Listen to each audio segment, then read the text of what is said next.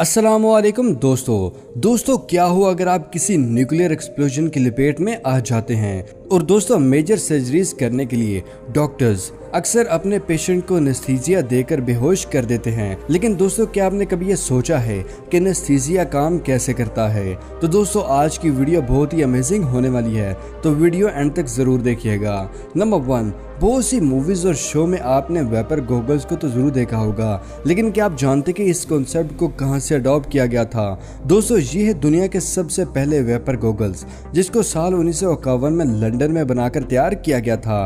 पर इन वेपर्स की वजह से लोगों का विजन बहुत ही ज्यादा डिस्टर्ब हो गया था, तो इसलिए बाद में इन ग्लासेस का इस्तेमाल करना बंद कर दिया गया। नंबर 2, दोस्तों कॉर्न को जब भी हीट मिलती है तो ये पॉपकॉर्न में बदल जाते हैं, और हम में से बहुत से लोगों ने इस चीज को अपने अपने किचन या कैफे में जरूर देखा होगा। लेकिन क्या आपने इस प्रोसेस को बहुत ही डिटेल और स्लो प्रोसेस में देखा है? दोस्तों अभी जो आप स्क्रीन पर एक कॉर्न को 30,000 फ्रेम पर सेकंड स्लो मोशन में दिखाया जा रहा है, जिसमें आप देख सकते हैं कि कैसे कॉर्न पॉपकॉर्न की शेप में आ जाता है। सो दोस्तों आज आपने एक बहुत ही सिंपल चीज को बहुत ही डिटेल वे में देखा है। नंबर 3, दोस्तों ये दुनिया अजीबोगरीब मिस्ट्री से भरी पड़ी है, और उन्हीं मिस्ट्रीज में से एक मिस्ट्री साल 2018 में जापान के आसमान में देखने को मिली थी। दोस्तों ये जो वीडियो आप देख रहे हैं, इस वीडियो को साल 2018 में मियाना के पास जापानीज पैसेंजर ने प्लेन से रिकॉर्ड किया था। स्ट्रेंज बात तो ये थी कि ये ना स्पेस प्रोग्राम का कोई हिस्सा था और ना ही डिफेंस का कोई हथियार। हकीकत में ये क्या था ये आज तक कोई भी नहीं जान सका। नंबर 4, दोस्तों इंटरनेट अब हर इंसान की जरूरत बन चुका है, और बिजनेस में तो इंटरनेट का इस्तेमाल बहुत ही ज्यादा होता है। बगैर इंटरनेट के ना तो ऑफिस का काम होता है और ना ही पर्सनल लाइफ चलती है। दोस्तों बेटर इंटरनेट कनेक्शन के लिए लोग महंगे से महंगे ब्रॉडबैंड कनेक्शन लगवाते हैं, जिनमें पैसा तो खूब बर्बाद होता है और साथ में वायरिंग का भी खूब मसला होता है। गाँव के इलाके में तो इंटरनेट कनेक्शन बहुत ही मुश्किल से मिलते हैं, लेकिन फ्यूचर में इंटरनेट का ये इशू भी सॉल्व हो जाएगा। बहुत जल्द इंटरनेट सैटेलाइट की मदद से आपके ऑफिस और घर तक पहुंचेगा। फिर भले ही आप गांव हो या शहर में हो, ये फ्यूचर टेक्नोलॉजी सैटेलाइट है जो ट्रेडिशनल वायर की जगह स्पेस में सैटेलाइट की मदद से डायरेक्ट इंटरनेट एक्सेस प्रोवाइड करेंगी।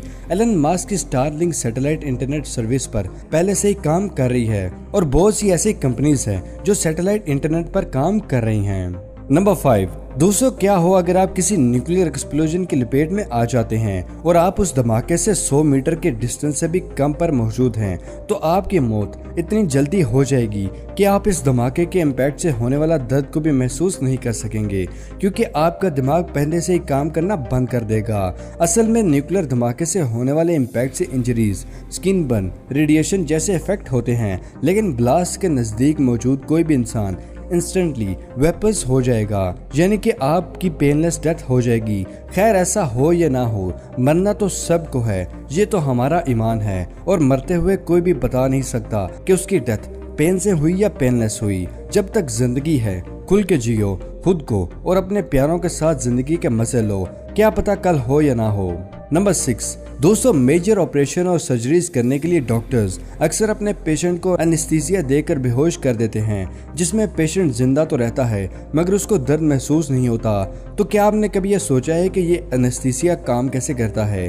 दोस्तों किसी भी पेशेंट को एनेस्थीसिया देने के 2 तरीके होते हैं, जिसमें पहला तरीका होता है इनहेलेशन एनेस्थीसिया होता है, जिसमें न्यूट्रस ऑक्साइड जैसी गैसेस को पेशेंट के नाक के थ्रू इनहेल करते हैं, और दूसरे तरीके को इंट्रावेनियस एनेस्थीसिया कहते हैं, जिसमें ओपियाइड को पेशेंट के वेन में इंजेक्ट किया जाता है। दोस्तों एक आम कॉन्शियस इंसान दिमाग में लगातार बहुत से इलेक्ट्रिक सिग्नल बनते हैं और घूमते रहते हैं, और इसी कनेक्टिविटी की वजह से आपको अलग अलग चीजें महसूस होती हैं। अब एनेस्थेटिक का काम होता है कि ये ब्रेन के अलग अलग हिस्सों में बनने वाले इलेक्ट्रिक सिग्नल को कम या ब्लॉक कर देते हैं। इलेक्ट्रिक सिग्नल एक्टिविटी की कमी की वजह से ह्यूमन ब्रेन के अलग अलग हिस्से आपस में कम्युनिकेट नहीं कर पाते, और इसीलिए एनेस्थीसिया देने के बाद पेशेंट का दिमाग जिंदा तो रहता है, मगर उस इंसान को एनेस्थीसिया का असर खत्म होने तक कुछ भी महसूस नहीं होता। नंबर 7, दोस्तों क्या आपने कभी प्लेन से ट्रेवल किया है तो आपने ये भी नोटिस किया होगा कि टेक ऑफ के दौरान प्लेन के विंग्स एक्सपैंड होने लगते हैं। लेकिन क्या आप जानते कि ये क्यों करते हैं और इनका काम क्या होता है? एक्चुअली दोस्तों प्लेन के विंग्स के एक्सपैंड होने को फ्लैप सिस्टम कहा जाता है। फ्लैप सिस्टम लैंडिंग और टेक ऑफ के वक्त प्लेन के सरफेस एरिया को इंक्रीज और डिक्रीज करता है, जिससे टेक ऑफ के वक्त प्लेन को लिफ्ट करने में मदद मिलती है और लैंडिंग के वक्त ये प्लेन के लैंडिंग एंगल को कंट्रोल करता है ताकि प्लेन से रनवे पर कोई हादसा ना पेश आए। नंबर 8 दोस्तों, किंग ऑफ पॉप यानी कि माइकल जैक्सन के पूरी दुनिया में लाखों करोड़ों फैंस हैं, लेकिन इन फैंस में से कुछ ऐसे गिने चुने फैंस हैं जो शायद ये जानते होंगे कि माइकल जैक्सन ने अपनी स्किन का कलर डार्क से लाइट टोन में क्यों करवाया था। दोस्तों, माइकल जैक्सन ने अपनी स्किन की सर्जरी इसलिए बिल्कुल भी नहीं करवाई थी कि उनको अपना डार्क कलर नहीं पसंद था, बल्कि ये तो उनकी मजबूरी थी। उनकी डेथ के बाद उनकी पोस्टमार्टम रिपोर्ट से ये पता चला था कि वो वेटिलिगो नाम की एक स्किन प्रॉब्लम में थे। इस कंडीशन को आम जुबान में फुलबेरी कहा जाता है, जिससे स्किन पर व्हाइट स्पॉट्स बनने लगते हैं। स्टार्टिंग में माइकल जैक्सन ने मेकअप और स्किन मैचिंग क्रीम का इस्तेमाल करके इन स्पॉट्स को छुपाना स्टार्ट किया था, लेकिन जब ये प्रॉब्लम ज्यादा होती गई तो माइकल जैक्सन ने बहुत सी सर्जरीज के बाद अपने स्किन का कलर ही चेंज करवा लिया था। यही रीजन थी कि माइकल ने अपनी स्किन का कलर लाइट क्यों करवाया था। नंबर 9 दोस्तों, अक्सर आपने ये देखा होगा कि जहाँ पर भी एक से ज्यादा मिरर एक दूसरे के पैरेलल लगे होते हैं, जैसे कि सलून वगैरह में, तो वहाँ मौजूद मिरर में हमारी एक साथ बहुत सी इमेजेस क्रिएट होती हैं। पर क्या आप जानते कि दो मिरर के दरमियान मल्टीपल इमेज के क्रिएट होने की क्या वजह है? दोस्तों, डरने की कोई बात नहीं है, ये बस एक साइंस है, एक सिंपल फिनोमेना है। एक्चुअली दो मिरर से बनने वाली मल्टीपल इमेज असल में मल्टीपल रिफ्लेक्शन की वजह से बनती है। जब किसी भी ऑब्जेक्ट को दो मिरर के दरमियान में रखें, तब लाइट रेज रिफ्लेक्ट होकर एक मिरर से दूसरे मिरर तक जाती है और फिर दोबारा पहले मिरर पर रिफ्लेक्ट करती है। लाइट इन दोनों मिरर के दरमियान बार बार रिफ्लेक्ट होके इमेजेस बनाती हैं। इसी मल्टीपल रिफ्लेक्शन की वजह से हमें अपनी मल्टीपल इमेज बनती नजर आती हैं। नंबर 10 दोस्तों, real life Iron Man, Elon Musk असल जिंदगी में बहुत सी ऐसी टेक्नोलॉजी पर काम करते रहते हैं जिनके बारे में सुन के ऐसा ही लगता है कि जैसे ये किसी साइंस फिक्शन मूवी का हिस्सा हो। इनके लेटेस्ट प्रोजेक्ट न्यूरो लिंक की बात करें तो इस प्रोजेक्ट में इन्होंने इंसानी दिमाग को कंप्यूटर से कनेक्ट करने पे काम स्टार्ट कर दिया है। फिलहाल इस चिप को सूर के दिमाग में फिट करके उस पर स्टडीज की जा रही हैं, जिसे दिमाग की रीडिंग और इफेक्ट्स को स्टडी किया जा रहा है। लेकिन अगर ये ट्रायल्स कामयाब हो गए तो मुमकिन है कि बहुत ही जल्द चिप लगे ह्यूमंस भी रियलिटी बन जाएंगे। दोस्तों, इन चिप्स को ह्यूमन ब्रेन में इम्प्लांट करके दिमाग के इलेक्ट्रिक सिग्नल को रीड किया जाएगा और किसी बीमारी का पता आपको डॉक्टर से भी पहले पता चल जाएगा। ये चिप वायरलेस चार्जेबल होगी और आपको दिमाग की सब एक्टिविटी अपने स्मार्टफोन में देखने को मिलेगी।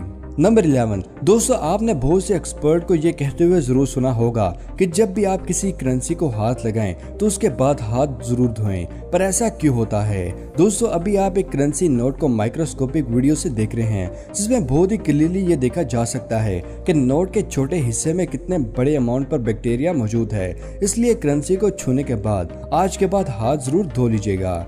नंबर 12 दोस्तों, क्या आप जानते कि एक रेल टैंकर को इतना ज्यादा स्ट्रॉन्ग बनाया जाता है कि वो एक बहुत ही आसानी से रॉक के इम्पैक्ट को बर्दाश्त कर सके।